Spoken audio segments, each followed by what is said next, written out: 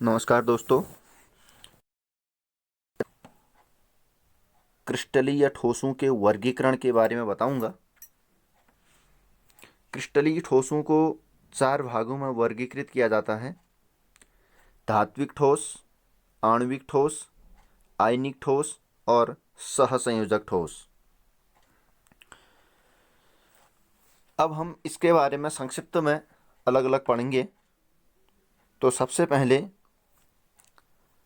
धात्विक ठोस, इसमें संरचनात्मक इकाई धनायन है जो गतिशील मुक्त इलेक्ट्रॉन के सागर में डूबे रहते हैं। यानी कि जो धातु होते हैं वो इलेक्ट्रॉन को त्यागने की प्रवृत्ति उनके अंदर होती है और वो धनायन बनाते हैं और इनके मध्य विद्युत आकर्षण बल होता है और विद्युत अर्थात ये विद्युत आकर्षण बल के द्वारा आपस में एक दूसरे से जुड़े रहते हैं। जैसे कॉपर है, सिल्वर है, गोल्ड है, आयरन है, एल्यूमिनियम है। अब इसके लक्षण की बात करते हैं। तो इसमें धात्विक चमक होती है क्योंकि इसमें इलेक्ट्रॉन गतिशील होते हैं। आघात वर्धनीयता का गुण इनके अंदर पाया जाता है। आघात वर्धनीयता मतलब होता है कि इनको पीटे जाने पर इसमें टन की आवाज़ आना, एक आवाज़ आना आघात वर्धनीयता का गुण होता है। तथा तन्यता का गुण, इनको पीटे जाने पर इनसे तार बनाए जाते हैं, लंबे तार बनाए जा सकते हैं, वो तन्यता का गुण होता है। विद्युत और ऊष्मा के सुचालक भी ये होते हैं। इसके बाद आणविक ठोस, ऐसे ठोस होते हैं जिनमें संरचनात्मक इकाई अणु होती है और ये वांडरवाल बल द्वारा आपस में जुड़े रहते हैं। यानी कि अणु के जो परमाणु हैं आपस में वांडरवाल बल द्वारा जुड़े रहेंगे और ये 3 तरह के होते हैं।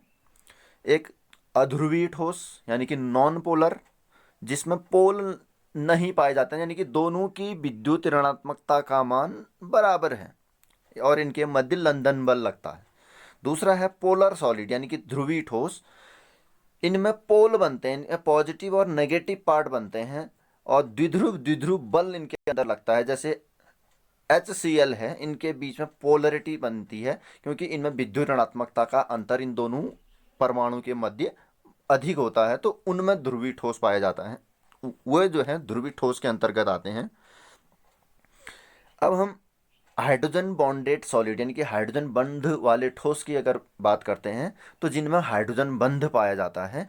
और हाइड्रोजन बंध आपको हमने 11th में पढ़ा रखा कि भाई किसी भी विद्युत ऋणात्मक तत्व का हाइड्रोजन के साथ बॉन्ड बनाना, वो विद्युत ऋणात्मक जो आपका एलिमेंट होगा, ऑक्सीजन हो सकता है, फ्लोरीन हो सकता है, नाइट्रोजन हो सकता है, इनके साथ जब हाइड्रोजन बॉन्ड बनाता है तो वहाँ पर हाइड्रोजन बॉन्डेड होता है। इस तरह के जो कंपाउंड होंगे वो आपके हाइड्रोजन बॉन्डेड वाले होंगे और इनके लक्षण जो हैं ये कोमल होते हैं, गलनांक और क्वथनांक कम होते हैं, विद्युत और ऊष्मा के कुचालक होते हैं और इनकी प्रकृति वाष्पशील होती है।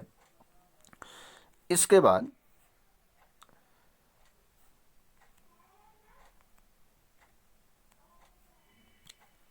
नेक्स्ट आयनिक ठोस, ऐसे ठोस होते हैं जिनकी संरचनात्मक इकाई आयन होती हैं और ये आपस में विद्युत स्थिर वैद्युत आकर्षण बल द्वारा या आयनिक बंध द्वारा या कूलाम्बिक बल द्वारा आपस में जुड़े रहते हैं। और ये जैसे NaCl है, KCl है और इनके जो लक्षण होते हैं ये कठोर एवं भंगुर प्रकृति के होते हैं, गलनांक और क्वथनांक उच्च होते हैं, वाष्पशील प्रकृति कम होती है इनकी। अगर हम इनको खुला छोड़ दें तो ये वाष्पित कम होते हैं, जल में घुलनशील होते हैं, आसानी से घुल जाते हैं जल में, विद्युत और ऊष्मा के कुचालक होते हैं।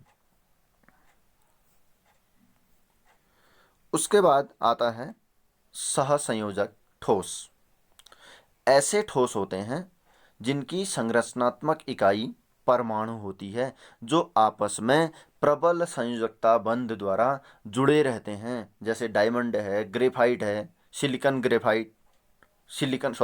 कार्बाइड है, सिलिका है और इनके लक्षण कठोर होते हैं, उच्च गलनांक वाले होते हैं और कुचालक होते हैं। को इस तरह से पढ़ाने का मेरा एक उद्देश्य ये है कि आप लोग इसमें से सुन भी लें और लिखने के लिए इसको वीडियो को पॉज करके आप वीडियो से लिख भी सकते हैं, इसलिए मैं पेज वाइज जो है आपको इस तरह की वीडियो बना के दिखा रहा हूँ, जिससे कि आपको भी थोड़ा सा सहूलियत हो जाए लिखने के लिए। धन्यवाद। और अगर यदि वीडियो आपको अगर पसंद आए तो लाइक शेयर एंड सब्सक्राइब कीजिएगा।